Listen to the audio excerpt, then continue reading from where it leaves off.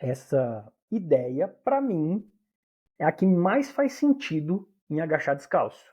Por mais que visualmente falando a gente não via essa diferença, na parte de produção de força tinha. Sejam muito bem-vindas, muito bem-vindos ao meu podcast Smart Moves, onde eu te ensino a chegar aos 30, 40, 50 anos com a saúde e a disposição dos 20. Meu nome é Bia Galete, eu sou professora de Educação Física, mestre em Fisiologia do Exercício e agora estou fazendo doutorado em Neurociências na Universidade de Oklahoma, nos Estados Unidos. E hoje eu tô aqui com um super, extremamente top convidado, meu amigo, meu mentor, Lucas Marcos. Hoje a gente vai conversar sobre treino e calçado. Será mesmo que você precisa treinar descalço? Será mesmo que você precisa escolher o seu treino de acordo com o seu tipo de pisada? O Lucas, ele é... Não, peraí que eu vou ter que falar o currículo desse cara. Professor de Educação Física, especialista em biomecânica, já trabalhou em uma clínica de pisada, então ele é a melhor pessoa para eu perguntar essas coisas. E está terminando, eu acredito, não sei se já se formou, mas está no finalzinho do curso de fisioterapia. Então o cara é o top do top do top das galáxias para falar sobre esse assunto. E eu gostaria muito de agradecer, primeiramente, né, a sua presença aqui, Luquinhas. Muito, muito obrigada por ter aceitado o convite, por ter tirado um tempinho da sua agenda cheia para vir aqui conversar com a gente. Vamos lá, vamos ver o que eu Tá? consigo ajudar você e os seus telespectadores aí na relação de calçado e atividade física. Telespectadores, me senti no Faustão agora, mas é verdade, são meus Mas é, telespectadores. Cara, esse negócio de treinar descalço virou febre, né? Tá todo mundo treinando descalço agora. É um tal de fazer agachamento, terra, leg press, tudo descalço. E virou um chulé eterno na academia. Tem umas pessoas que usam meia, tem outras que nem isso tentam usar. Eu, particularmente, acho perigoso. Mas, pra ser honesta, eu não conheço muito da biomecânica por trás disso. Mas, assim, eu acho perigoso a galera largar uma anilha ali no pé, pronto. Cagou com o pé. Quebrou o pé. Às vezes até corre o risco de ter que amputar, porque, enfim, eu acho extremamente perigoso, não, particularmente não vejo muitas vantagens. Por isso que, inclusive, eu te convidei aqui hoje para conversar sobre a parte biomecânica. O que, que realmente tem a ver? De onde surgiu essa ideia, Luquinhas? De onde surgiu essa ideia de treinar descalço, largando chulé pela academia? Conta pra gente. então, acredita-se que o modo que o pé está mais natural, né? Ou seja, sem intervenção de nenhum calçado, seria o modo mais eficiente de você praticar atividade física, porque teoricamente seria a sua anatomia natural, né? Você não teria nenhuma influência externa de um recurso que a gente pode considerar ali uma órtese, enfim. Então, assim, o dispositivo ele é para auxiliar o movimento. Então, o calçado, de uma forma ou outra, ele vai acabar, teoricamente, interferindo na mecânica natural do movimento.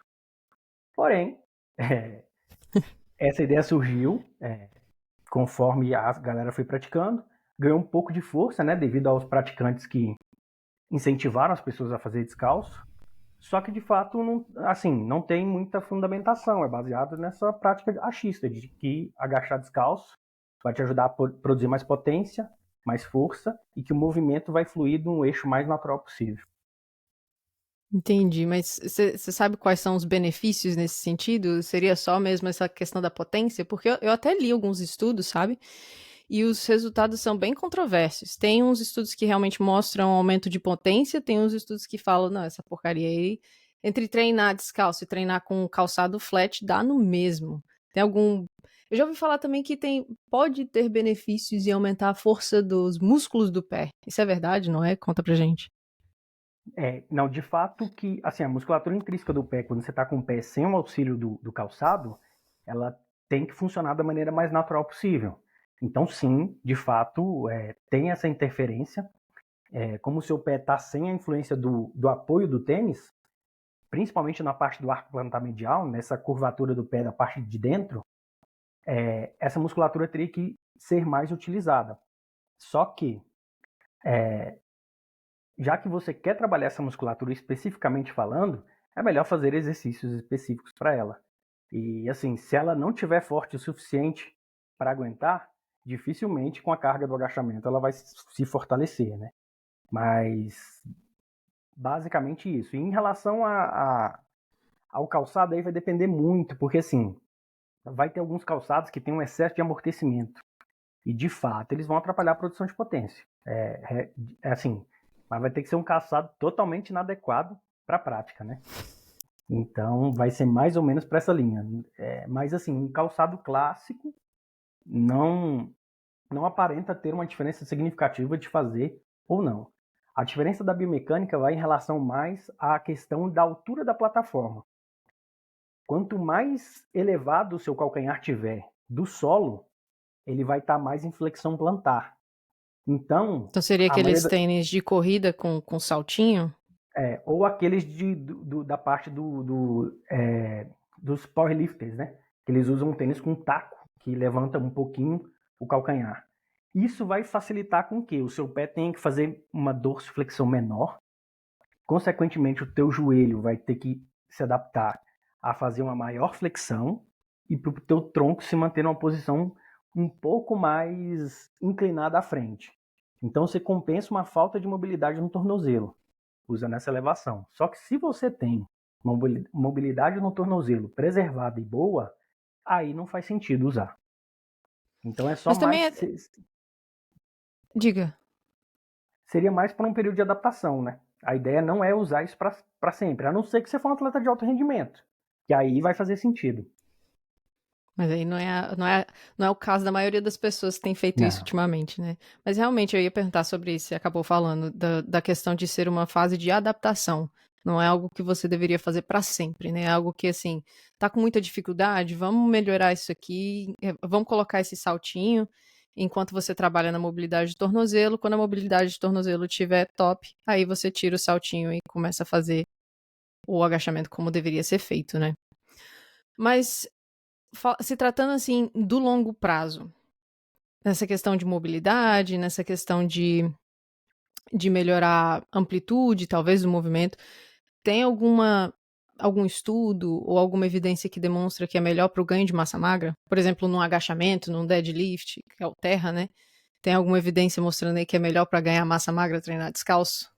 Se tem algum aqui em Basa, eu desconheço. Eu dei uma pesquisada, não achei nada. Não achei nada. Assim, eu olhei, mas não tem, porque provavelmente o resultado é o esperado, não tem diferença. E se tratando de calçado flat, tem diferença? Tipo assim, você treinar descalço e treinar com flat, dá no mesmo? Dá no mesmo na questão dos músculos do pé, nesse aumento de potência ou não?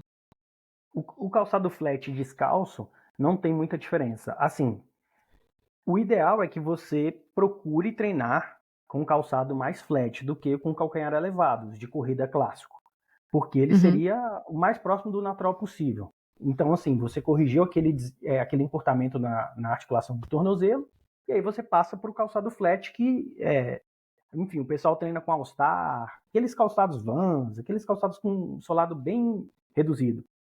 Então, eles são uma tendência, né, segura, onde você vai, querendo ou não, preservar seu pé, até porque eu sou um pouco desastrado. Então, direto quando eu estou andando, eu acabo chutando a quina do maquinário. Se eu tivesse descalço, eu já não teria mais dedo. Então, assim, os calçados flats, eles são ótimos para a relação de não promover um falso encurtamento, né, na articulação do tornozelo. Agora, na corrida tem uma diferença. Os calçados mais minimalistas, eles promovem uma redução do impacto. Por quê? Nosso pé, ele trabalha de uma maneira um pouco diferente do que a maioria das pessoas imagina. Vou dar um exemplo clássico, tá? O pé não entende muito bem o impacto, que é a força com que você pisa no solo. Ele só entende a pressão. Então, assim, só para resumir. Quando você está descendo aquele degrau da escada, que você não calcula direito, e você acha que está no último, mas não está no último, e você pisa e você dá uma baita porrada no solo. Então aí é porque a tua parte visual não fez o cálculo da distância. Como ela não fez o cálculo da distância, o teu pé não sente. Então ele dá uma pancada. Agora, quando você está caminhando em casa e tem um grãozinho de arroz lá no chão, na cerâmica, e você vai e pisa em cima do grãozinho, parece que você pisou num prego. Então, assim, o pé entende muito bem pressão e não muito bem força.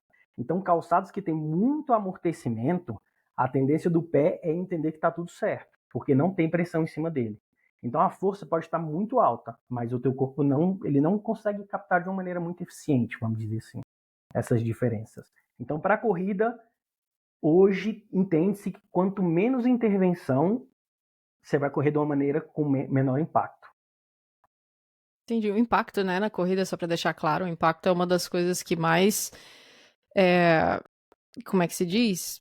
Prediz lesão. Quanto maior o seu impacto na corrida, na hora que você bate o pé no chão, maior a sua tendência a desenvolver alguma lesão, tipo canelite, tipo runner's knee, né, que é a síndrome patelofemoral, e outras coisas mais, fascite plantar, essas coisas, tudo. Se você tiver um impacto muito grande na corrida, você tende a desenvolver essas lesões muito mais do que as pessoas que têm um impacto menor. Então, controlar o impacto na corrida é extremamente importante. Falando ainda você pode falar de tanto para o treino de musculação quanto para a corrida, tá? Mas eu sei que tem diferentes tipos de pisada para as pessoas, né? Tem uma galera que tem uma pisada mais pronada, tem uma galera que tem uma pisada mais supinada, uma pisada mais neutra. Se eu escolher um sapato de acordo, antigamente era moda, né? Hoje em dia não tem mais isso. Mas se eu escolher um sapato de acordo com o meu tipo de pisada, isso melhora a minha performance ou tanto faz? Aqui a gente já entra num problema clássico. Por quê? A gente separa os tipos de pisada em 3. O pronado é aquela pessoa que pisa para dentro. E geralmente o arco é desabado. O pé dele não tem um arco, o pé dele é plano. Ou chato, como dizem. Uhum. O supinado, ele pisa para o lado de fora. Então, geralmente, ele quase não encosta o dedão no solo, como dizer assim. E o neutro, teoricamente, ele pisa equilibrado. Só que assim, a gente tem esses 3 tipos de pisadas, só que o calçado, a gente fala que é para pisada X ou Y. Só que se você olhar a construção lá, principalmente, você pode até entrar nos sites lá da ASICS, né? Você vai encontrar algumas subclassificações de tênis, que é tênis para amortecimento, tênis para estabilidade, tênis para controle de movimento e um tênis que seria mais para, vamos dizer assim, para terreno. Então é assim, o tênis de amortecimento, ele vai reduzir o impacto que você bate no solo. O tênis de estabilidade, ele vai controlar um pouquinho a pronação. E o tênis de controle de movimento vai controlar muito a pronação. Ele vai ser mais duro, vamos dizer assim, mais rígido. Então, assim, esse era um dos pontos que eu tinha muito atrito com os profissionais que eu trabalhava, porque às vezes o cara tinha uma pisada pronada, vamos dizer assim, que os tênis de controle de movimento, teoricamente, seriam os mais indicados. Só que quando você olhava a característica do tipo de marcha dele, a característica do ciclo de marcha, você via que o tênis que teoricamente era o mais indicado para ele não seria o mais eficiente. Porque, apesar de ter uma pisada pronada, ele conseguia controlar bem essa pronação. Só que a parte de performance que estava ruim. Então ele teria que ir para um tênis mais específico. E aí começa a verdadeira guerra nesse ponto. Mas o que eu posso falar é o seguinte: se você escolher um tênis inadequado para o seu tipo de marcha ou tipo de pisada, ele vai te atrapalhar. Mas se você não escolher o tênis totalmente inadequado, ele não vai te atrapalhar muito. Então, assim, se você é um cara que é muito pronado e a sua pisada tende a ter uma pisada mais maleável, o seu pé não é muito rígido, se você escolher um tênis de amortecimento, vai ser ruim, porque o seu pé já é móvel o suficiente e ele vai ficar mais móvel ainda por conta do amortecimento do tênis. Então, assim, não escolha o tênis inadequado. É bom você ter uma noção da sua pisada, mas assim, não é o suficiente. Tem alguns estudos mostrando que a diferença é mínima. E assim, na minha opinião, é mais para prevenir lesão do que para melhorar a performance. Quando você fala do tipo de marcha, você está se referindo ao quê? Como é que eu sei que tipo de marcha que eu tenho? Como é que eu avalio isso? Realmente eu não sei. É porque assim, a pisada ela é algo mais estrutural. É como o seu corpo ele se orienta no espaço, a propriocepção. A marcha não, é o jeito que você, por exemplo, para corredor, seria o jeito que você corre. Vamos supor que você é um tipo de corredor que aterriza com o calcanhar no solo, ou aterriza com a ponta do pé. Então, às vezes, a mecânica da corrida gera mais lesão do que o tênis, na maioria das vezes, né? Então, assim, Uhum. mudar a forma de correr, hoje em dia, pelos estudos, parece ser mais eficiente do que o tênis. Ficar mexendo com Então, tênis, assim, né? Entendi. Então às a vezes você marcha tá seria com a solução. Opa, pode falar. Não, não, a marcha então seria o conjunto de ações que você faz durante a corrida, certo? Assim, como é Exatamente. que o seu pé toca no solo, como é que você flexiona ou não flexiona no joelho, a perna rígida, não tá rígida, quadril, o corpo tá funcionando como mola, não tá. Isso seria a marcha, então, no caso. Exatamente. Assim, faz mais sentido avaliar a marcha ou o movimento, né? No caso, vamos supor assim, a gente vai falar assim, tô sentindo muita dor no joelho, deve ser o tênis. Muitas vezes é a mecânica do agachamento que tá ruim, não é o tênis que tá ruim. Então, assim, se o tênis não for péssimo, dificilmente vai ser ele o causador dos problemas. Se o tênis não for péssimo, ótimo. Cara, massa. Uma coisa assim, só pra deixar pra galera, se você quer saber se você tá correndo com muito impacto, aprendi isso recentemente, achei muito interessante, realmente funciona. Falei com os meus alunos todos já. Percebe o barulho da esteira quando você corre. Se o barulho da esteira estiver muito alto, você achar a esteira treme pra caramba, o barulho tá muito alto, quer dizer que o seu impacto tá muito alto. Então tenta correr mais silencioso. Isso já é uma forma de absorver maior impacto durante a corrida. Faz esse teste aí para ver se o seu impacto está muito alto durante a corrida. Só um snack tip aí, uma pequena dica para a galera. Enfim, vamos lá. Então, a gente conversou sobre os sapatos certos ou errados, né? Mas quais seriam os exercícios que mais se beneficiariam de um sapato flat, ou de treinar descalço nesse caso? No caso, vamos excluir treinar descalço, que a gente já falou que é uma porcaria. Vamos falar sobre um tênis mais flat, um tênis mais retinho, tipo um All-Star, um Vans da vida. Quais exercícios você diria que são mais interessantes para utilizar esse tipo de calçado?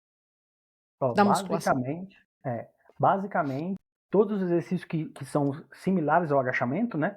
No caso, todos os tipos de leg press, exercício de panturrilha também, dependendo da mecânica da máquina, pode fazer diferença o tênis, porque não sei se é familiar a todo mundo, tem uns tênis que parece que o tênis é inteiro de mola, ou daquele Air Max da Nike.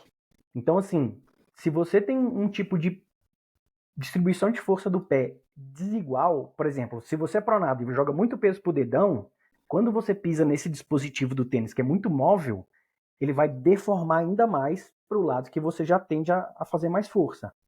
E aí, por um exercício de panturrilha, você pode desequilibrar muito a mecânica com esses tênis muito móveis. Então, assim, exercício de membro superior, onde você tem a cadeia livre, terra, agachamento, o stiff, talvez nem tanto. É muito difícil a pessoa ter um cortamento na panturrilha tão grande que não consiga fazer, mas basicamente todos os exercícios livres vão contribuir para isso, Eu para essa diria todos os melhora. exercícios que trabalham joelho e quadril ao mesmo tempo. Sim, Seria leg press, essas coisas que trabalham que você precisa de uma mobilidade de quadril e precisa de uma mobilidade de tornozelo, né? Seria talvez interessante utilizar esse tipo de calçado mais flat. Pro treino de braço, esquece. Não tem por que você não, utilizar. pode. Esquece para treino de braço. Usa o que tem, filha. Usa o que tem. Mas falando assim, já pegando esse gancho um pouco que o Lucas comentou, no final das contas, se o tênis não atrapalha, não tem um salto muito alto, não tem uma espuma muito mole, já tá tudo bem, cara. Você não precisa comprar um tênis novo para fazer musculação. Faz com que você se sinta mais confortável. Não precisa.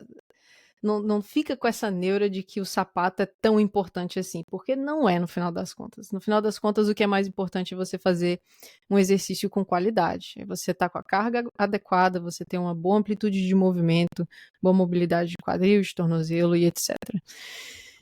Falando agora de músculos fortes, já pegando esse gancho, a gente comentou que o calçado nem sempre importa tanto quanto a força e a sua técnica dentro do exercício. Existem alguns exercícios, vou deixar você falar quais são, mas eu sei que existem alguns exercícios que trabalham mais essa questão de ter uma musculatura mais forte para correr, por exemplo, para diminuir risco de lesão. Vamos falar da corrida primeiro. Quais seriam, então, os exercícios mais interessantes para prevenir lesão da corrida que o sapato tanto faz, tanto fez? Aqui, você vai ter N exercícios que vão te ajudar, mas basicamente a gente precisa entender um pouco da característica da corrida. A corrida, você nunca está com os 2 pés apoiados no solo, a não ser quando você vai começar a corrida, ou quando você termina. Do resto, você está só com um pé. Então eu vejo muita gente preparando pessoas para correr, fazendo exercícios bilaterais, tipo leg.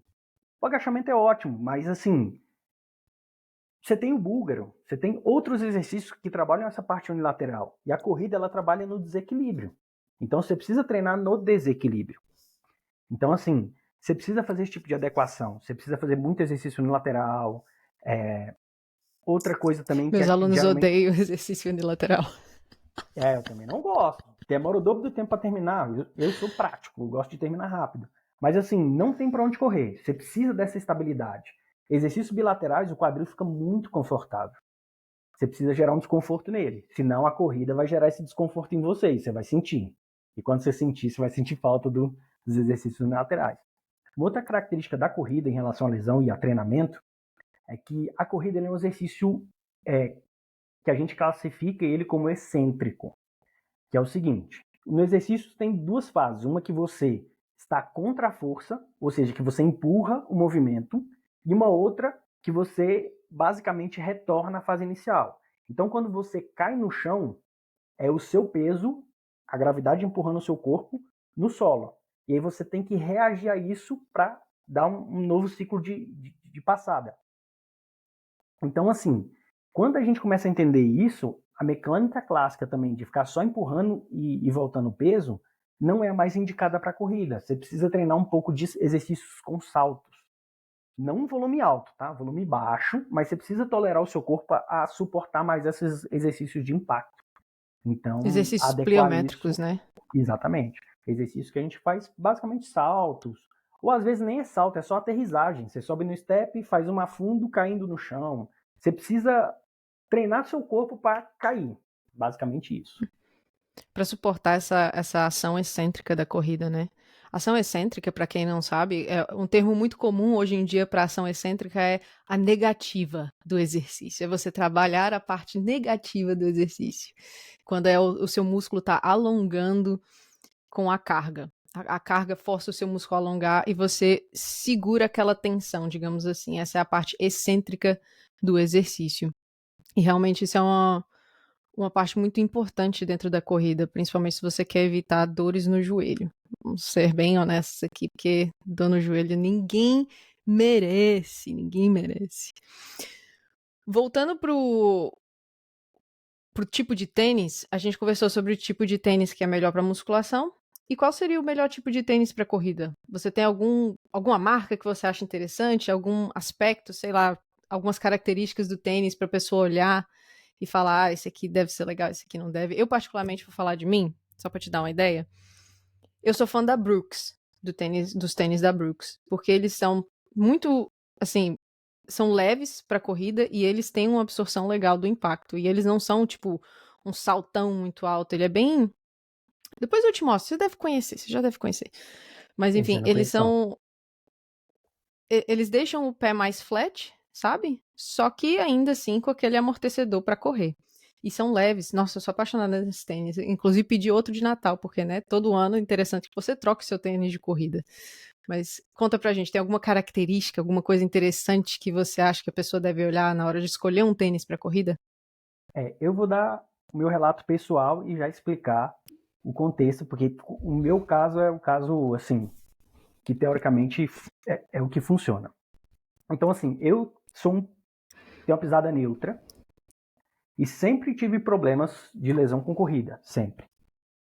E quando eu entrei nesse ramo de avaliação de marcha, eu entrei porque eu estava com muita dor no tornozelo e no joelho. E eu falei, cara, deve ser a pisada. E aí um conhecido meu falou assim, vamos fazer, eu conheço um cara muito bom que avalia, e eu fui na clínica dele. Ele avaliou e falou assim, cara, parabéns, a tua pisada é uma das melhores que eu já avaliei na minha vida.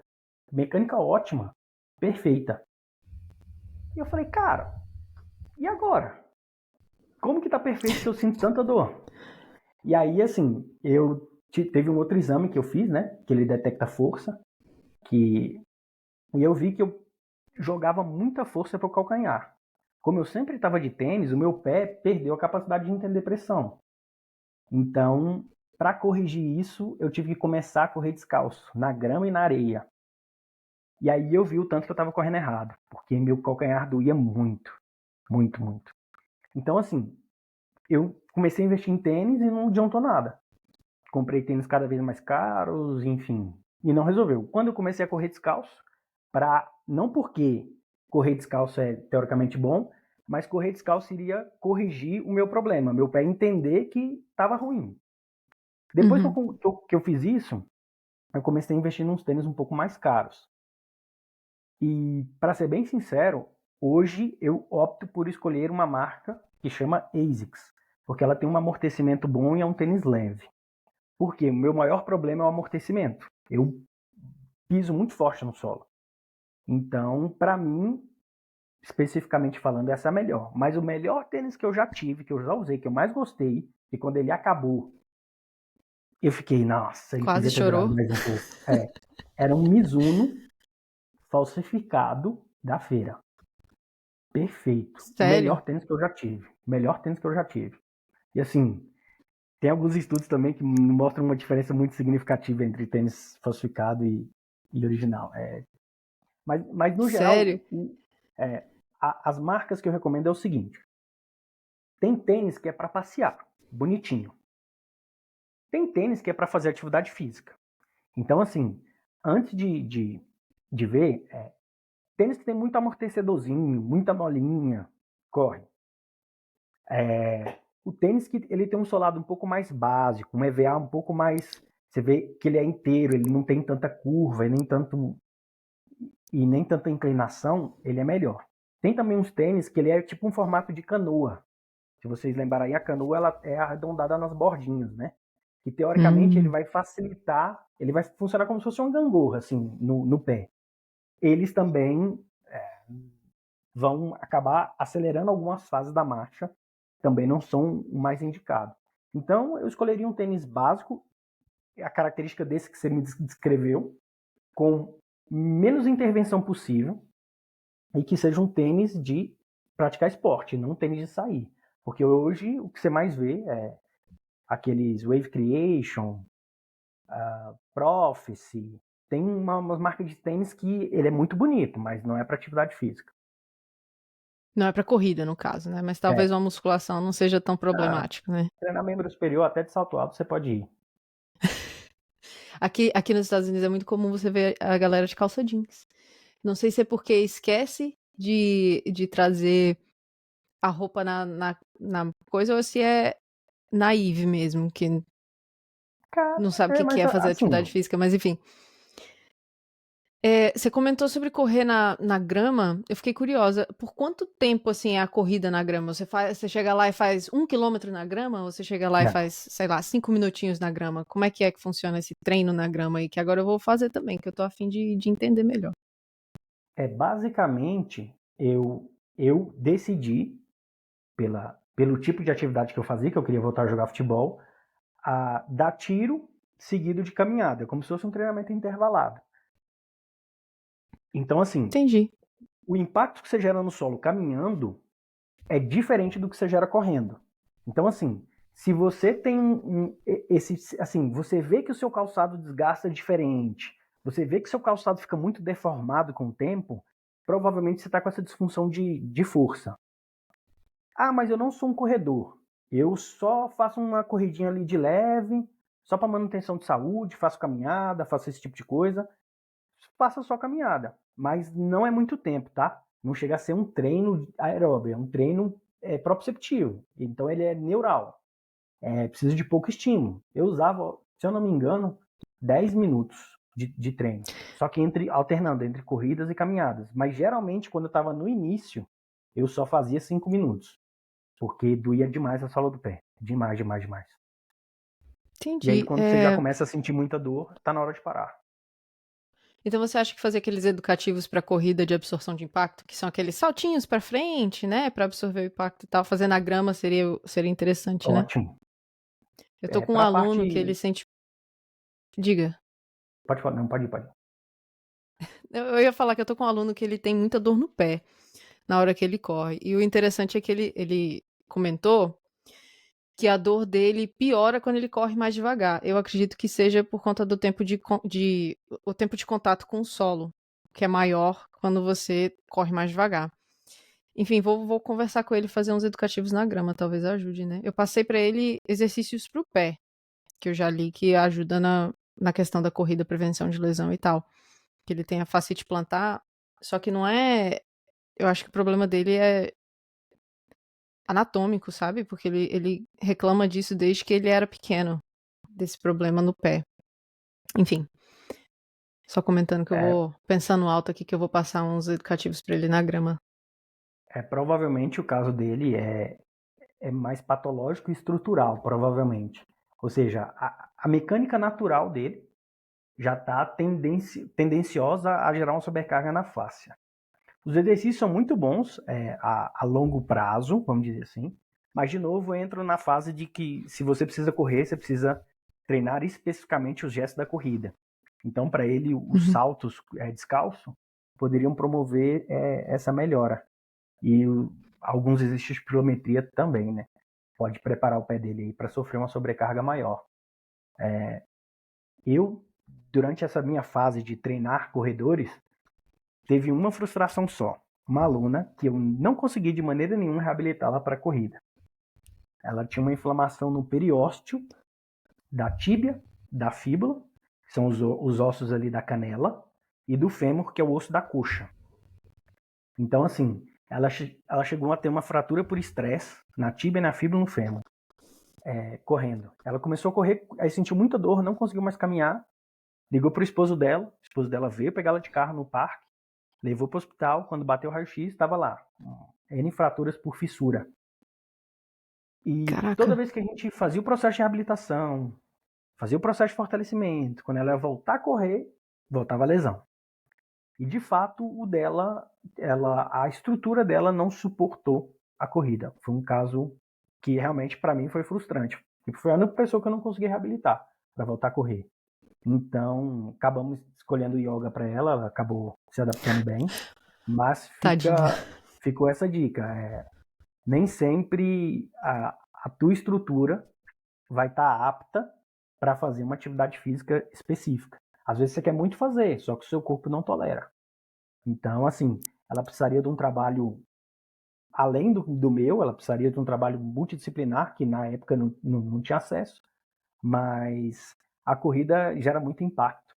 Então, às vezes o processo para você começar a correr e não sentir dor ou não sentir incômodo pode levar bastante tempo. Cara, a corrida é uma relação de amor e ódio. Eu adoro correr. Quando você começa a correr, você acha que você vai morrer, porque você não tem condicionamento nenhum. Você acha, não, isso aqui não é pra mim, não. Aí você ganha condicionamento. Aí pronto, você quer correr todo dia. Só que correr todo dia não é tão interessante assim. Pelo menos eu não recomendo. Porque, como o Lucas acabou de falar, é muito impacto. E a corrida, quando você tá se adaptando ainda, é um treinamento vigoroso. Um exercício de alta intensidade, na maioria das vezes, para a maioria das pessoas que está começando. Só que você se apaixona por essa porcaria dessa modalidade. Aí você fica. É tênis, aí paga pra fazer prova de rua, pra correr na rua e ganhar uma medalhinha e fica feliz. É desse jeito, cara. Corrida é a relação de amor e ódio. O joelho acorda doendo no outro dia, mas aí você descansa, ele para de doer, você volta a correr. Essa relação aí maravilhosa. Falando de dores, de joelho, a gente conversou sobre exercícios interessantes para fortalecer a musculatura e evitar lesão e evitar dores. Vamos conversar agora sobre mobilidade. Quais seriam os exercícios interessantes para melhorar a mobilidade de quadril, mobilidade de tornozelo, que são extremamente importantes para a corrida e para a musculação também. Quais seriam os exercícios que você sugere para melhorar a mobilidade? Em relação ao tornozelo, existe uma técnica, né, que na fisioterapia a gente entende aqui no Brasil, a sigla chama FNP, que são exercícios que você faz movimento seguido de uma fase de alongamento. Então, eles ajudam, porque é mais ou menos o seguinte, o seu tendão, que é a parte que liga o seu músculo no osso, ele tem um órgãozinho chamado OTG. Esse OTG, quando o tendão está muito alongado, ele sinaliza que o músculo precisa relaxar porque o tendão está muito alongado. E já o músculo tem uma estrutura que chama fuso, que quando o músculo está muito alongado, ele manda um sinal para o OTG relaxar mais porque ele está muito tensionado. Então, assim, muitas vezes as pessoas elas têm uma ativação um pouco maior dessas estruturas. Então, essas estruturas também elas não entendem que toleram tanto. Então, você tende a ficar encurtado porque os dois mecanismos ficam brigando entre si. E esse exercício que você faz, movimento seguido de alongamento, ele ajuda no controle da ativação do OTG e do fuso muscular. Então, seria basicamente o seguinte: você subiria num step, ou num degrau, tanto faz, faria um exercício idêntico ao da panturrilha. Fica levantando e abaixando o calcanhar. Umas 10 vezes, vamos supor. Terminou, em vez de você parar, você deixa o seu calcanhar descer e fica alongando. Por uns 20 segundinhos ali. Depois, volta, faz movimento de novo e deixa alongando. Vai queimar muito, vai doer bastante. Não é um exercício extremamente pesado, porém ele gera um desconforto. Então, isso ajuda a melhorar a mobilidade. Do tornozelo, no caso. Do tornozelo. Do joelho, eu gosto bastante, só que é um exercício um pouco mais avançado. Daquele agachamento matrix, que você fica de joelho e projeta o tronco um pouquinho para trás. Flexão nórdica, não. Seria a flexão nórdica, só que ao contrário, né? Flexão nórdica você vai para frente. Sim. Esse você vai um pouco para trás.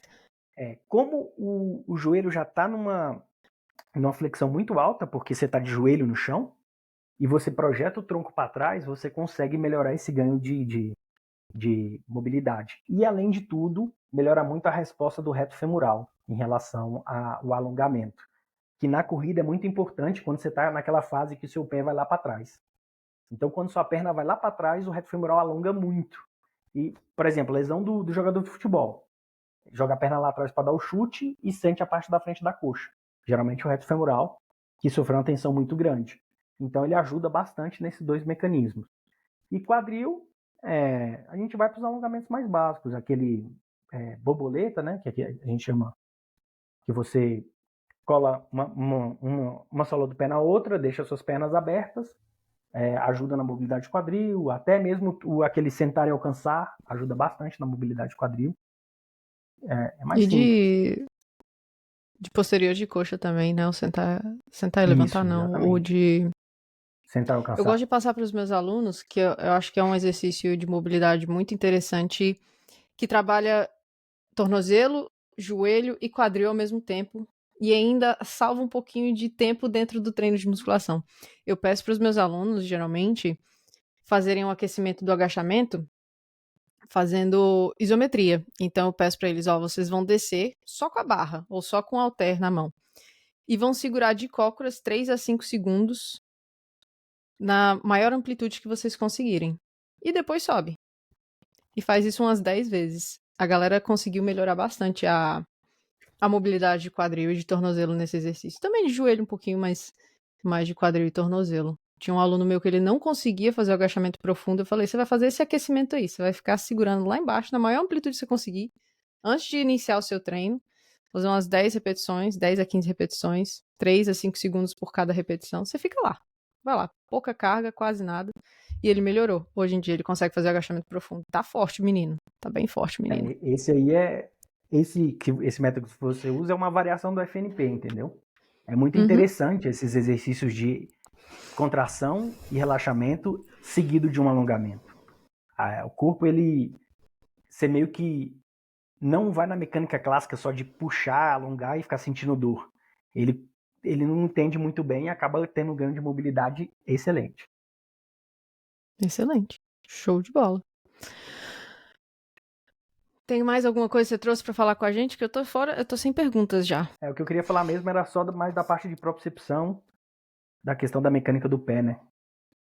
Que ele não percebe bem impacto e só percebe pressão. Isso seria por conta da questão, porque tem isso, né?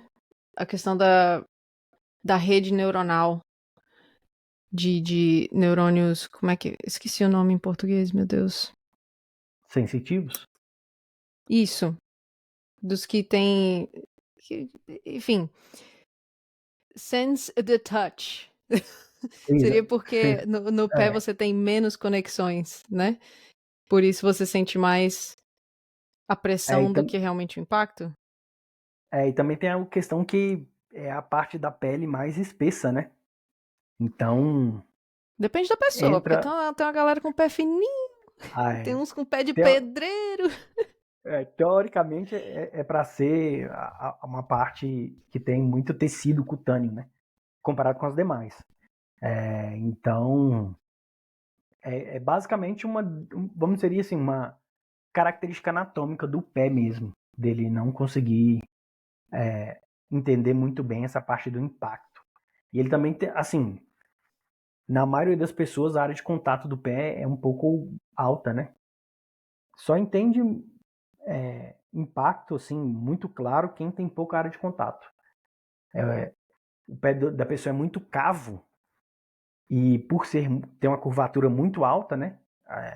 Vamos dizer assim, o contrário do pé chato, ele pisa com poucas regiões no solo e aí fica mais fácil dele entender a pressão.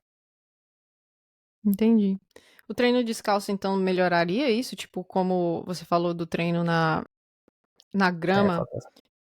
treinar descalço na musculação melhoraria esse sentido do pé conseguir perceber melhor o impacto ou não tem nada a ver? Então, essa ideia, para mim, é a que mais faz sentido em agachar descalço. Porque assim, se você pensar que você vai fazer um agachamento com os receptores do pé no solo e durante a fase do agachamento você vai perceber onde está indo mais força, parece fazer mais sentido do que de fato agachar do estilo natural. Só que o que eu te falei é que o pé ele entende pressão e geralmente quando a gente faz agachamento o solo ele está plano, retinho. Então, Uhum. dificilmente o teu pé vai sentir essa pressão. Vou te dar um exemplo recente. Eu acompanhei uma atleta de fisiculturismo que ela estava com um problema no pé. Não só no pé, mas o pé foi o que motivou ela a me procurar. Então, assim, eu avaliei a pisada dela ótima. Avaliei a mecânica de agachamento dela, a mecânica de agachamento ótima. Não tinha problema nenhum. E aí eu fui fazer a baropodometria nela. E fiz e vi que, de fato, ela tinha um desequilíbrio na hora de apoiar o pé no solo muito alto. Por exemplo, ela seria o caso perfeito para passar o agachamento livre descalço. Só Que que seria, não, diga. só que para ela não faz sentido porque o solo também está reto. Por mais que eu tirei o amortecimento, eu ainda tenho uma área assim, vamos dizer assim, uma área de contato muito alta. E se você acha que o teu pé vai, tipo, levantar o calcanhar inteiro assim, e você vai ficar só na ponta do pé quando tá fazendo agachamento, não vai. O pé inteiro fica apoiado. Então, para ela, o que eu fiz? Eu botei ela para fazer panturrilha descalço. Só que o step que a gente fazia panturrilha era um da Reebok, que tinha umas bolinhas assim, ó, que era um material antiderrapante. Como ela botava o pé em cima das bolinhas, as bolinhas geravam uma pressão no pé dela. Quando ela fazia panturrilha as primeiras vezes, ela fazia pouquíssimas repetições e reclamava de muita dor. Nesse caso faz sentido, mas confesso que isso seria numa fase de reabilitação. Treinando de fato com muita carga, Não tem um porquê você botar um piso que vai mexer na parte proprioceptiva. Você Mas eu falou acho de um teste que você fez com ela? Baro alguma coisa aí. O que é isso? baropodometria. Ele é uma placa que tem sensores, só que ela é diferente da plataforma de força. Os sensores dela, eles captam basicamente força e pressão. Só que ele é um teste mais estático, para ver, ele é mais eficiente quando seus pés estão num estado mais natural, vamos dizer assim. Para ver o ciclo de marcha, ele não é bom. Então, basicamente, quando você pisa no sensor, ele funciona como se fosse um disco. Então, ele capta a deformidade para baixo, mas também para o lado. Então, é como se fosse um prato. E aí, conforme você pisa nos cantos do prato, o prato vai meio que deformando. Então, o sensor ele capta isso. E aí, quando você mobiliza todos os sensores, o software ele traz para onde está o centro de força do pé. Então, ele dá que você joga mais peso pro dedão, mais peso pro calcanhar. Então, nesse caso dessa aluna, ela estava jogando mais de 60% da força na parte dos dedos, né, do antepé. Enquanto o calcanhar estava sofrendo quase nada de pressão, de força, quer dizer. Então, assim, o natural e anatômico é que o calcanhar receba mais força e não a parte da frente do Entendi. pé. Isso era o que o pé dela não entendia. Quando ela agachava, por mais que visualmente falando a gente não via essa diferença, na parte de produção de força tinha. Então, não era tão cinemático a lesão dela. Você não conseguiria ver no movimento, mas sim analisando a força. Pra quem então você indicaria fazer esse teste pra saber? Pra galera que não sabe onde tá errando, já fez tudo que podia e falou, cara, esse negócio não melhora. Aí você diria, faz lá o teste pra gente ver? Ou não? Vamos dizer assim, se você passou por primeiro, passou por uma avaliação de força, se avaliou a força dos músculos envolvidos, vamos supor, no agachamento, e você não tem nenhum desequilíbrio grande. Sua posterior de coxa é um pouquinho mais fraco só que a sua anterior, o que é normal, e tá tudo certo na parte de força. Aí você vai para a parte funcional, que é avaliar o movimento. Avalia o movimento, tá tudo certo no movimento, não tem nada grosseiro de errado.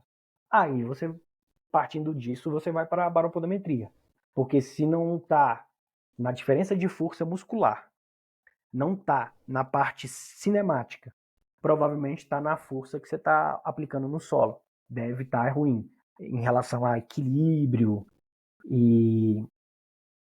equilíbrio, força e tudo. Porque assim, às vezes, se você desvia o seu centro gravitacional 1,5 cm para um lado, visualmente falando, não muda nada. Mas quando a gente pega no aparelho para ver essa diferença, de fato justifica muita lesão. Entendi. Legal. Massa, é muito caro fazer esse teste? Onde que você faz esse Ah, teste? assim, eu fazia o teste, né, antes, e eu tenho um aparelho. Então, em alguns alunos, alguns amigos, eu ainda faço. Hoje eu não trabalho mais com isso, só faço mesmo a critério de ajudar alguém e tudo. Mas o plano de saúde cobre geralmente esse teste. Então, para quem tem plano de saúde, é só arrumar um médico que faça o pedido. Ah, Mas legal. fica entre particular, deve ficar entre 250 e R$ 500. Não é tão Não é tranquilo. tão Só que barato. assim, geralmente o pessoal vende um teste que eles falam que é o primo da baropodometria. Que você pisa numa plataforma de vidro e aí ele traz uma imagem da sua sola do pé, pisando nessa plataforma de vidro. E aí, de acordo com a pigmentação que seu pé fica, ou de acordo com o tanto que você imprime de força ali no vidro, ele fala, essa região aqui parece que está com mais contato e tudo. Só que não tem o caractere do sensor, né? É só algo Uhum. visual. Então, eu não recomendo Seria muito. uma. É melhor fazer o teste da plataforma de força mesmo. É a mesma coisa que o pessoal geralmente fala. Anda na areia e aí você analisa a sua pegada. Se está mais afundado para a parte de dentro, você é uma pesada X. Se está mais afundado para a parte de fora, é mais uma pesada Y. Também não vale porque, assim, durante as fases da marcha, primeiro você toca geralmente o calcanhar no solo, depois você apoia o pé inteiro e depois você vai para a ponta do pé. Então, assim, as fases da marcha, a sua pisada se altera de acordo com ela. Geralmente você pisa mais supinado, amortece um pouco mais pronado e geralmente tem que corrigir para alavancar. Nesse processo, você não sabe qual foi a fase que gerou o impacto. E outra coisa também é que o desgaste do calçado também não tem uma relação direta com a pisada. Porque, basicamente, a fase que você toca o calcanhar no solo, ou seja, a primeira fase que você encosta o pé no chão, e a última é a que mais vai ter atrito. Então, vão ser as que mais vão gerar desgaste. Então, pode ser que o seu problema não está nenhuma e nem outra. Está na fase do meio, que menos gera atrito. Então, não pode fazer essas comparações dando como 100% verídica, não. Na maioria das vezes vai funcionar, mas em outras pode não dar certo. Entendi. Muito interessante, eu não sabia dessa parte da biomecânica do pé. É muito interessante saber disso, inclusive me fez querer fazer esse teste aí, mas não vou te perturbar com isso não, até porque eu não moro aí. Enfim, já te perturbo demais nessa vida. Quando você vir Resumindo, aqui né, da Luquinhas? próxima vez, só me Resumindo chamar. então. Show. A gente tem que dar uma corrida, hein? Você não corre mais, né? Tem que dar um treinão. Não, tô Vamos lá. pesado, não corro mais não. Agora virou bodybuilder. A não ser que você queira sábado jogar futebol comigo, aí a gente corre um pouco. Não, eu passo. Vamos lá. Resumindo então, né? Tênis de musculação, qual é o ideal? Flat, menos intervenção possível, a não ser que você for um cara encurtado. Aí começa com o calcanhar um pouquinho mais alto e depois vai pro tênis mais baixo de novo. Show. Corrida, qual seria a indicação? Corrida seria um tênis leve, com pouca intervenção de amortecimento, mas ele tem que ter um certo grau de amortecimento e que não seja um tênis de passeio, tá? Tem que ser um tênis com menos intervenção na parte baixa possível. De R$ 500 pra cima. Se for muito barato, não adianta. Brincadeira. Show. E questão de, resumindo assim, o sapato muitas vezes não vai importar tanto quanto a sua força e técnica dentro do exercício. Então é muito mais importante que você trabalhe em ganhar mais força, ser uma pessoa mais forte, com maior estabilidade, principalmente de joelho e quadril, do que ficar investindo em acessórios como o tênis mais caro da vida. Certo? Exatamente. Certo. Então vou deixar você ir lá almoçar. Não, mentira, quem vai almoçar sou eu.